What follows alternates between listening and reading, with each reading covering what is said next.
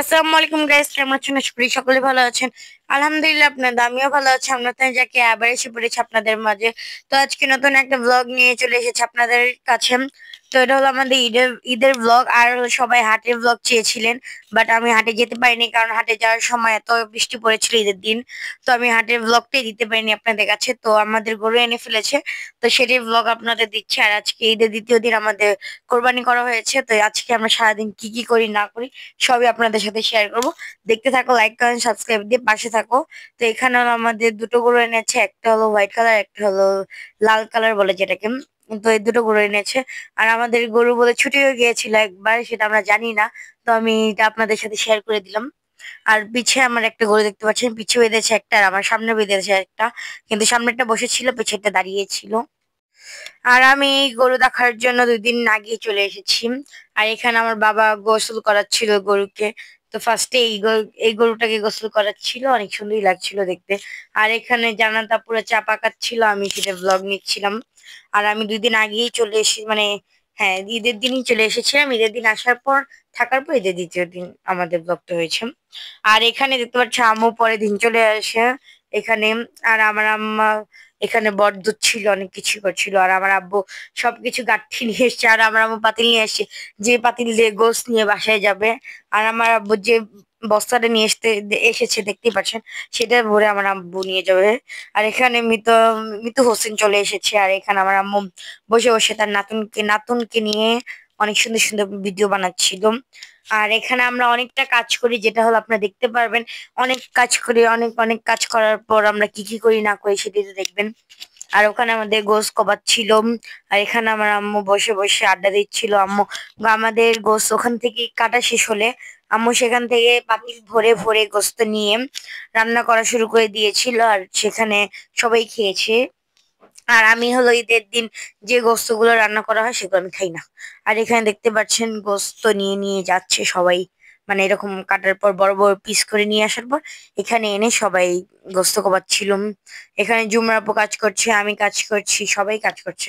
কারণ সবাই ব্যস্ত, তারা যদি এখন গোস্ত যদি না কাটে তাহলে আমরা তো খেতে পারবো না, তার জন্য। আর কতজন বলে আমরা বলে কোরবানি দেই মানুষকে দেখানোর জন্য। হ্যাঁ, আমরা মানুষকে দেখানোর জন্যই কোরবানি দিই। এর জন্য দুইটা গরু দিই, নাহলে একটা দিতাম।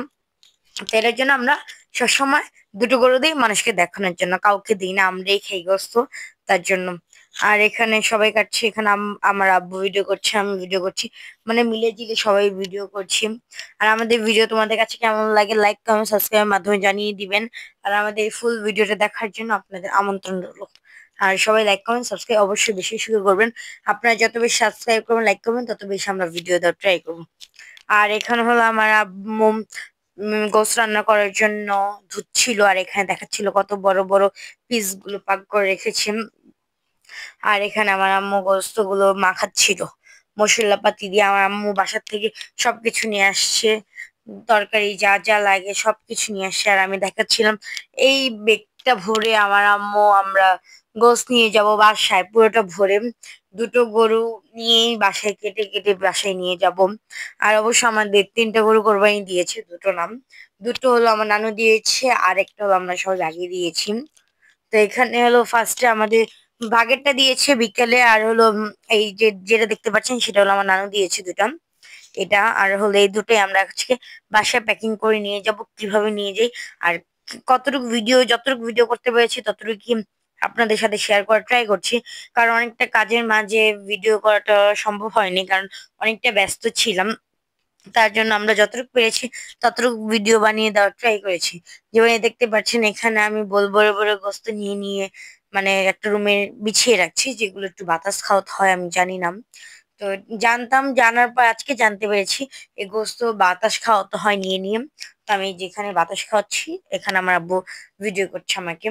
আর আমাদের দেখতে পাচ্ছেন কত বড় বাসা, সেই বাসায় কোরবানি ঈদের গরুটা কোরবানি দিয়েছে। আমরা সবসময় একটা ওই বাসায় দিতাম, একটা এই বাসায় দিতাম, আমাদের দুটো বাসা।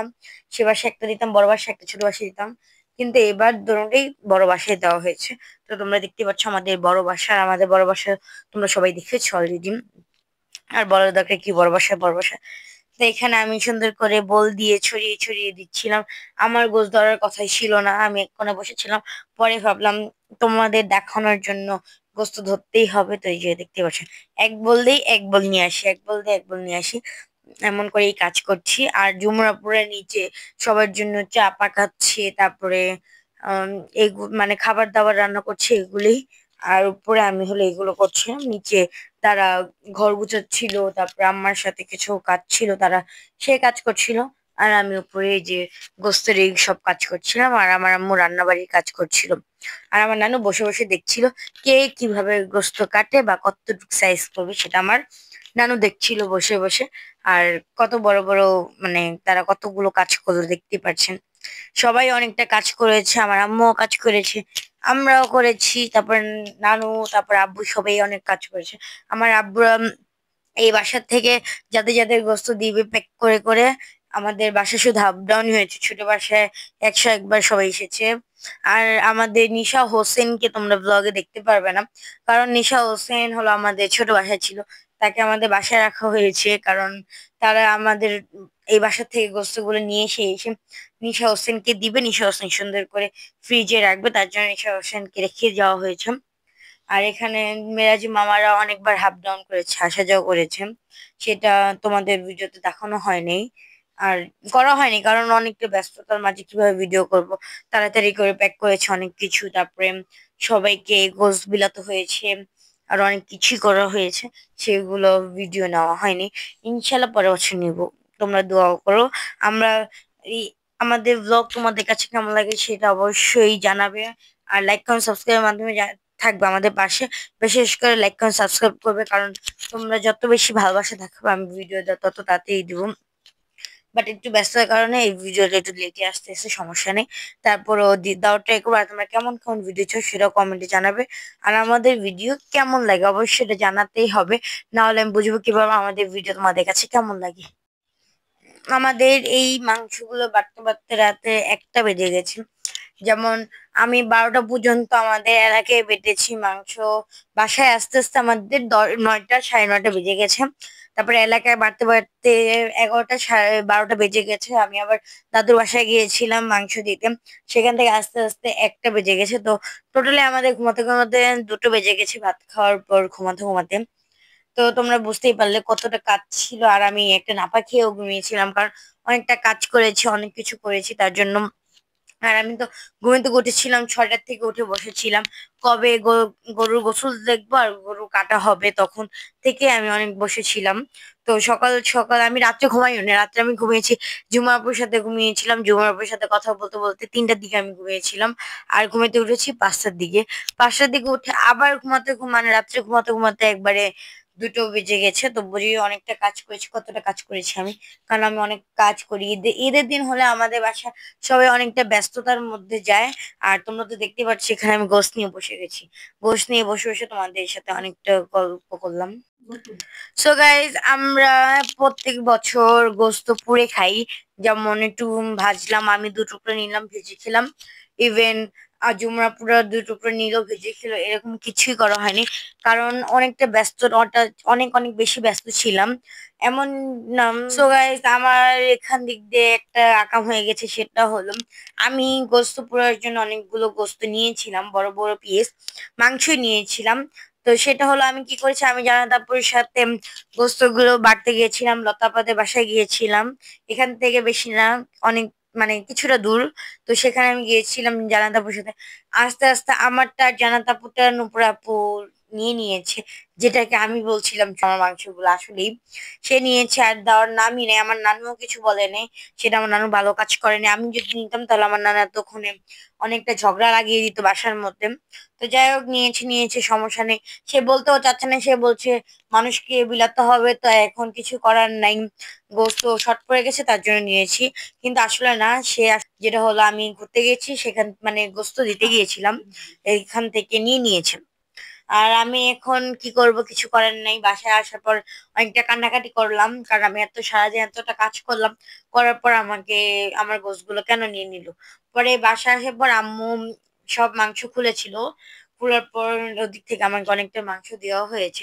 ইভেন আমি খেয়েও ফেলেছি তখন, বেজে অনেকগুলো, আর কিছুটা আছে, কিছুটাও খাবো সামনে আস্তে আস্তে। আমি বালা চাও বানাতে গিয়েছিলাম, বাট বালা চাও আমি যে পেঁয়াজের দাগানিটা করে অনেক সুন্দর করে আমি বেস্তা করেছিলাম। আমি আসলে বুঝতে পারিনি যে গরম তেলের মধ্যেই যদি এই মানে পেঁয়াজ গুলো রেখে দেই, যেগুলো কালো হয়ে যায় সেটা আমি বুঝতে পারিনি। আমি রেখেই কি করছিলাম, এই যে টিস্যুর মধ্যে রাখার জন্য আমি টিস্যু খুঁজছিলাম, পরে আমি টিস্যু খুঁজে পেয়েছি। প্লেটে রাখবো তখন আম্মু আমাকে ডাক দিয়ে বলছে তোমার বালা চাও তো এখন কালা চা হয়ে গেছে, কারণ পুরোটা কালো হয়ে গেছে। আর আমি অনেকগুলো তেল ওয়েস্ট করেছি, এর জন্য আমি বাসায় অনেক বকা খেয়েছি। আমার আম্মু আমাকে বকা দিয়েছে, কারণ এতগুলো পেঁয়াজ, অনেকগুলো পেঁয়াজ ছিল সেখানে। নিম্নে 12টার মতো পেঁয়াজ আমি কেটেছি, আধা কেজি পেঁয়াজ কেটেছি বুঝে নাও। তো আধা কেজি পেঁয়াজের তো তেল অনেকগুলোই লেগেছে, তার মধ্যে সবগুলো কালো হয়ে গেছে পেঁয়াজগুলো। তো অনেক কষ্ট লাগলো, সমস্যা নেই, সামনে আবার করব। আর আমাদের সামনে কিন্তু নতুন ব্লগ আসতে যাচ্ছে, সেটা দেখার জন্য তোমাদের লাইক কমেন্ট সাবস্ক্রাইব দিয়ে পাশে থাকতে হবে। আর ভিডিওটা অনেক সুন্দর হতে যাচ্ছে। আর এরকম ভিডিও জানি না কারা কারা করেছে, অবশ্য অনেকজনই করেছে আর আমরাও করছি। তো তোমরা দেখতে থাকো, দেখবে সামনে। তো সেটা দেখার জন্য লাইক কমেন্ট সাবস্ক্রাইব দিয়ে পাশে থাকো। আর এখন বলবো না সে ব্লগটা কি নিয়ে বা কি এমন, সেই ব্লগটা হবে ধামাকা ব্লগ। তো সেটা দেখার জন্য তোমাদের পাশেই থাকতে হবে, অনেক সুন্দর ব্লগ হতে যাচ্ছে সেটা। আর আমাদের ব্লগ তোমাদের কাছে কেমন লাগে সেটাও জানাবে। আর দেখতে পাচ্ছ আমরা অনেকটা কাজ করেছি। আমরা এখানে গরু গোস্ত প্যাক করছিলাম, জান্নাত আপু বসেছিল, তারপরে আমরা সবাই বসে বসে গল্প করছি। আর আমরা যতটা কাজে ব্যস্ত ছিলাম আর তার থেকে আরো একটু বেশি বেশি আমরা আনন্দ করেছি। মানে ব্যস্ত ছিলাম, আনন্দ করেছি, সবই করেছি। তো আমরা ঈদের দিন ঘুরতে গিয়েছিলাম, সেটা ব্লগ করেছিলাম, বাট আম্মু সেটা এডিট করতে ভুলে গেছি। সেটা দেখতে হলে লাইক কমেন্ট সাবস্ক্রাইব আমাদের পাশে থাকতে হবে। সো গাইজ, আমাদের ধামাকা ব্লগ দেখার জন্য তোমাদের লাইক কমেন্ট সাবস্ক্রাইবের পাশে থাকতে হবে।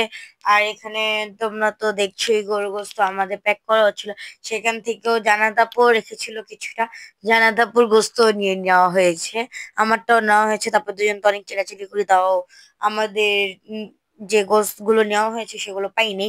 যাই হোক, সমস্যা নেই, আমাদের ধামাকা ব্লগ দেখার জন্য তোমাদের লাইক কমেন্ট সাবস্ক্রাইবের পাশে থাকবে।